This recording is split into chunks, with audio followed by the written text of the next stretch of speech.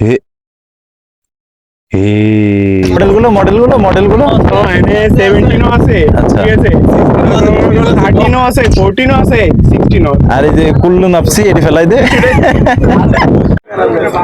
Hello guys, আসসালামু আলাইকুম। আমি তৌফিক জোন থেকে তৌফিক এসেছি আরেকটা নতুন ট্রাভেলিং ভিডিও নিয়ে। তো আজকের ভিডিওটি হবে আমরা গ্রামের কিছু উদ্দেশ্য, আপনাদের গ্রামের কিছু ভিউ আপনাদের মাঝে তুলে ধরবো। আর দে আর অল মাই ফ্রেন্ড, আমরা একসাথে ট্যুর দেব। আমাদের ট্যুরের মধ্যে আজকে থাকবে পদ্মবিল এবং আরো গ্রামের কিছু সুন্দর সুন্দর দৃশ্য। তো যেতে যেতে আমরা দেখি, চলুন। ওকেই নেই ছাগল ছাগল ছাগল দেখছি আর দেখ সমস্যা নাই। দর্শক, আমরা এখন যাইতেছি পদ্মবিলের উদ্দেশ্যে এবং আপনাদের মাঝে কিছু ভিউ দেখানোর জন্য। অন্তত যারা শহরে থাকতে থাকতে ক্লান্ত হয়ে গেছেন, যেমন গুলিস্তান বা যাত্রাবাড়ির ভিড়ে, তো তাদের জন্য আমরা গ্রামের কিছু দৃশ্য নিয়ে আসতেছি। আর আপনারা দেখে দেখে চলেন যে আসলে গ্রামের দৃশ্যগুলো কত সুন্দর। দর্শক, আমরা এবার যাওয়ার চেষ্টা করতেছি একটা পদ্মবিলে, যেটির মাঝখান দিয়ে রাস্তাটি বয়ে গেছে এবং দুই সাইড দিয়ে বিশাল আকৃতির পদ্মবিল। শুধু পদ্মবিলই আমরা সেখানে যাব এবং নৌকায় ঘোরার চেষ্টা করব। তো আপনারা সাথেই থাকুন। আমরা পদ্মবিলে গিয়ে একটি সুন্দর গ্রাম্য ও সবুজ প্রাকৃতিক ভাইব আপনাদের মাঝে তুলে ধরার চেষ্টা করব। আমার বন্ধুরা আমার পিছনেই দেখতে পাচ্ছেন, আমাদের 5টা বাইক থাকায় রাস্তাটি অতিরিক্ত ছোট হওয়ার কারণে আর বেশি জায়গা পাচ্ছি না, যার কারণে আমাদের সাবধানতা অবলম্বন করে যেতে হচ্ছে। তারপরেও হালকা দুষ্টুমি তো চলবেই। তো দর্শক, আমি যদি আপনাদের মাঝে একটু এক্সপ্লোর করি যে এই বিলটির মাঝখান দিয়ে একটি রাস্তা বয়ে গেছে এবং দুই পাশ দিয়ে পদ্মবিল। তো এই সবুজ ও গ্রাম্যময় দৃশ্যটি যদি নিজের চোখে না দেখেন তাহলে বিশ্বাস করতে পারবেন না এর আসল সৌন্দর্য। তারপরও আমি চেষ্টা করতেছি ক্যামেরার মাধ্যমে আপনাদের সামনে তুলে ধরার। গাইস, আমরা চলে এসেছি ইতিমধ্যেই পদ্মবিলে। তো আমার চারপাশে যে বিলগুলো আছে এইগুলো সবই পদ্মবিল। তো আমি আপনাদের মাঝে তুলে ধরার চেষ্টা করতেছি যে পদ্মবিলটা ব্যাক ক্যামেরা দিয়ে কত সুন্দর দেখে।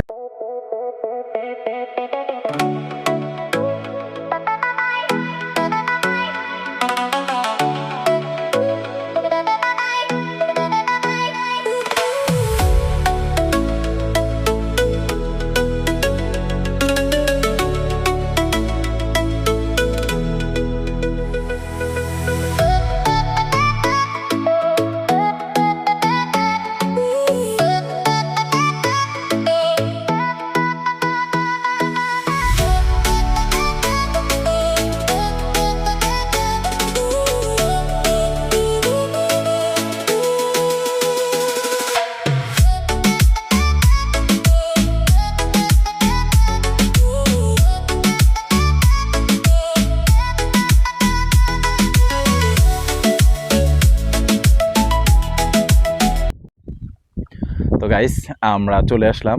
তো আপনাদের মাঝে আমরা যে ভিউটা দেখানোর চেষ্টা করলাম, যে চারদিকে শুধু বিল আর সুন্দর একটা রাস্তা, উপরে আকাশটা নীল এবং সাদা, জাস্ট ওয়াও। আর তাছাড়া হচ্ছে বিলের পাশ দিয়ে চলে গেছে একটা রেল লাইন, আবার রেল লাইনের পাশে একটা ব্রিজ আছে, আর চারদিকে শুধু পদ্মবিল। ঠিক আছে, তো এখানে আরও যদি সাথে থাকে মানে নিজের রিলেটিভ বা ফ্রেন্ড সার্কেল ইত্যাদি, তো এই ফিলিংসটা আসলেই অন্যরকম, যেটা ভাষায় প্রকাশ করা যায় না। তো দর্শক দেখুন, একটি মজার বিষয় যে এখানেরই স্থানীয় একজন ভাইয়ের সাথে পরিচয় হলো। তিনি বড়শি দিয়ে মাছ শিকার করার চেষ্টা করতেছে। তো আসলে বড়শি দিয়ে মাছ শিকার করার মজা কিন্তু অসাধারণ। আমার তো খুব ভালো লাগে, আমি না শুধু, সবারই বড়শি দিয়ে মাছ ধরতে ভালো লাগে, আরো যদি হয় এত সুন্দর একটা খোলা বিলে। তো আমি তাকে জিজ্ঞাসা করলাম যে এখানে কি ধরনের মাছ পাওয়া যায়। তো তিনি আমাকে বলল যে তিনি চেষ্টা করছে বিভিন্ন মৎস্য খামার থেকে যে মাছগুলো ছুটে চলে এসেছে সেই মাছগুলো ধরার জন্য। কারণ বেশ কিছুদিন যাবৎ অতিবৃষ্টি হওয়ার কারণে এবং বন্যার পানি আসার কারণে বেশ কিছু মাছ চাষিদের মাছ ছাড়া পেয়ে গেছে তো যার কারণে সেই মাছগুলো বিলে চলে এসেছে এবং খাদ্যের অভাবে বড়শি দেখলেই সেই মাছগুলো বড়শিটা ধরার চেষ্টা করে। তো তিনিও সেই চেষ্টাই করতেছে। তো গাইস, আমার সকল বন্ধুরা তারা ফিল নিতেছে, আর এই যেটা বড় লোক বন্ধু সে ফোন কালেক্ট করে ফোন দেখাইতেছে। মডেলগুলো তো এনে 17 আছে, আচ্ছা। ঠিক আছে, 13 আছে, 14 আছে, 16 আছে। আর এই যে কুল্লু নাপসি এটি ফেলাই দে।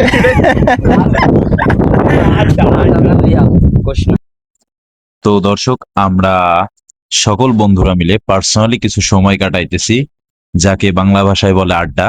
আমরা অনেক দিন পর এতগুলো বন্ধু একত্রে হয়েছি, আর কিছু সময় আড্ডা দিব না, সেটা কি কখনো হয়?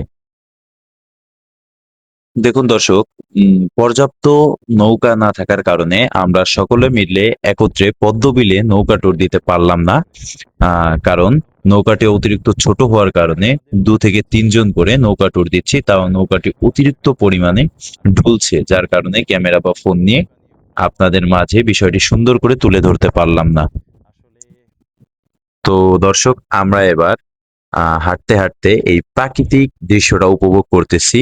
আরো একটি কারণ আছে হাঁটার, আমরা যে ব্রিজটিতে ছিলাম, তো সেখানে কিছু নারী অর্থাৎ কিছু মহিলা এসেছে। তো তারা আমাদের কারণে ব্রিজে আসতে পারতেছিল না, তাই তাদেরকে একটু স্পেস দিয়েছি। তো দেখতে দেখতে আমার মেয়েবাজ বন্ধুটি হাজির। মেয়ে যেখানে সে সেখানে। তো তার জনপ্রিয় বাইকটি আমি একটু চালানোর চেষ্টা করতেছি, এবং অনেক চেষ্টার পরে বাইকটি স্টার্ট করতে না পেরে আমি আমার বুদ্ধি অবলম্বন করে বাইকটি স্টার্ট করলাম।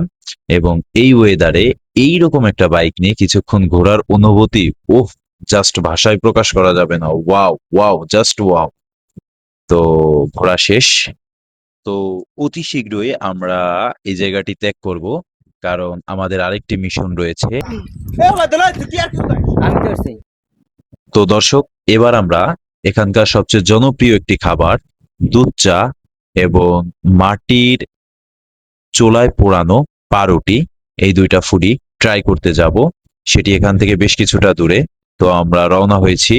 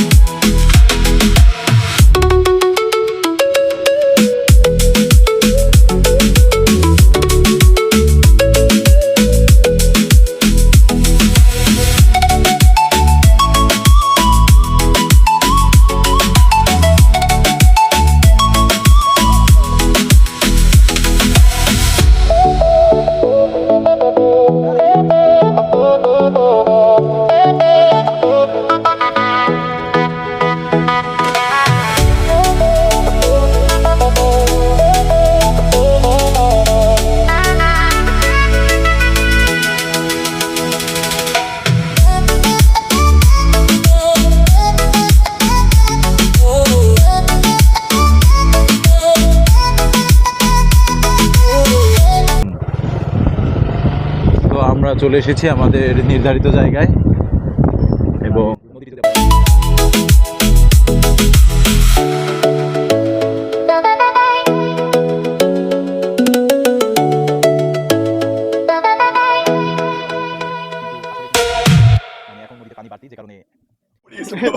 তো গাইস, এই যে হচ্ছে আমাদের সেই বিখ্যাত চায়ের দোকান। তো এই বিখ্যাত চায়ের দোকানে আমরা মাঝে মাঝে সেই চা খাই যখন বাড়িতে থাকি। তো আসলেই এই চাটি অসাধারণ। পুরোটা মাটির চুলায় এই চাটি তৈরি করা হয় এবং সাথে পোড়ানো হয় পামরুটি। এনার চাতে আসল স্বাদ হওয়ার বিষয়টি হচ্ছে অন্যান্য জায়গার চায়ের থেকে এনার চা তৈরি করার প্রসেসটি সম্পূর্ণ আলাদা। এত বড় একটা মাটির চুলায় তিনি 2 থেকে 3 রকমে চা জ্বালায়, তারপরে আমাদের চা পরিবেশন করতেছে। তো এই কারণেই হয়তোবা তার চাটা অন্যান্য দোকান থেকে স্পেশালি। তো দেখুন চায়ের সাথে আমাদের রুটি পুড়িয়ে দেবে। তো চা এবং রুটির স্বাদ দুর্দান্ত হয় এখানের। তো আমরা রুটি পোড়ানো পর্যন্ত অপেক্ষা করি। এবার কিছু সময় চাটি এখানে হিট নিবে, তারপরে আমাদের পরিবেশন করে দিবে। আচ্ছা, দেখুন বেশি খাওয়ার তো কোনো কাকি প্রসেস নাই, কিভাবে 11টা রুটি 11টা রুটিটি চা, আমাদের বেশি দিয়ে কে দিচ্ছে। করতে খাবে? একটি সিকের ভিতরে প্রথমে রুটিটি একটা মগ ঢুকিয়ে দিন কাকি, তারপর জ্বলন্ত আগুনে ঘুরিয়ে ঘুরিয়ে রুটিটি আমাদের পুড়িয়ে দিচ্ছে। দেখা যাক রুটিটি চায়ের সাথে আসলে কেমন লাগে, তার টেস্টটা আসলে কোন পর্যায়ে যায়। তবে আমরা যেহেতু আগে খেয়েছি, সেই থেকে বলতে পারি এক কথায় অসাধারণ। একটা রুটি নিয়ে সবাই। রুটি এবং দুধ চায়ের টেস্ট এক কথায় অসাধারণ। সরি বাঙ্কি এটা যে কত ক্ষুধার্ত ভাই, আপনারা যদি বুঝতে পারতেন। ঠিক আছে। তো গাইস, সময় স্বল্পতার কারণে আজকের ভিডিওটি আমাদের এখানেই শেষ করতে হচ্ছে। ভিডিওটি কেমন হয়েছে অবশ্যই কমেন্ট বক্সে জানাবেন এবং লাইক, সাবস্ক্রাইব এবং সাপোর্ট করে সবসময় আমার চ্যানেলের সাথেই থাকবেন। তো আমরা অতি দ্রুত আরেকটি ভিডিও নিয়ে আমাদের চ্যানেলে হাজির হব। তো আজকের মতো এখানেই শেষ। খোদা হাফেজ। ভালো থাকবেন, সুস্থ থাকবেন। আসসালামু আলাইকুম।